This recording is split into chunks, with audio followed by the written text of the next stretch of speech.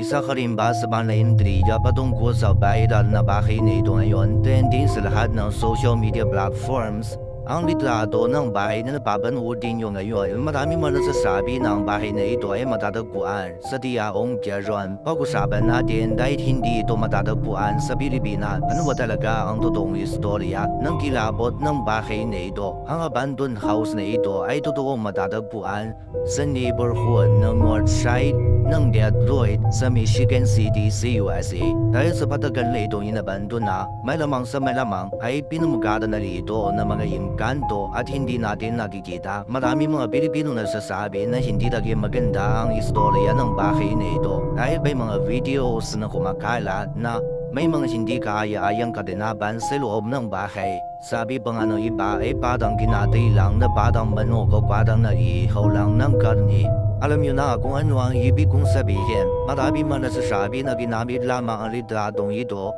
para pampatapos sa mga tao at bininsertan lamang ng mga videos na hindi kaaya-ayang panuorin. Pero ang bahay na ito ay noon pa man ay kabilang na sa mga haunted houses sa history. At marami man nasasabing ang video na inyong napanood sa Facebook o sa ibang social media platforms ay hindi related sa litrato ng bahay na ito. So, marami man netizens na nasasabing sila daw ay nangina pagkatapos sila mapanood ang video at marami ka man nasasabi na kapag mahinan daw ang iyong sikmura, huwag mo nalang i-click ang link o huwag mo nalang panoorin ang video para hindi ka mas lalo ma-stress. Ang bahay na ito ay symbol lamang ng urban decay sa Detroit at ang dating may-ari ng bahay na ito ay wala naman sinabi na ganung karinaban tulad ng napanood nyo sa mga kumakalat na videos. Ang inyong mga napanood na video ay maaari nang galing lamang sa ibang clips sa ibang kaganapan. Bakit? Isa ka rin ba sa mga nakapanood na nakakadiling video patungkol sa bahay na ito?